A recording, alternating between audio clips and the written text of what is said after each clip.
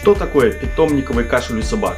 Почему он так называется и чем опасен? Любой кашель у собаки уже сигнал о том, что нужно обратиться к ветеринарному врачу, поскольку это может быть симптомом очень серьезных заболеваний. Одно из таких – инфекционный трахеобронхит или по-другому питомниковый кашель. Это словосочетание часто сбивает с толку владельцев. Как может питомниковый кашель возникнуть у собаки, которая живет одна и не в питомнике? Но болезнь получила такое название, потому что она может возникнуть абсолютно в любом собачьем коллективе. Например, на собачьей выставке или во время игры с другими питомцами. Или на тренировочной площадке. Инфекционным трахеобронхитом заражаются абсолютно любые собаки вне зависимости от возраста и пола.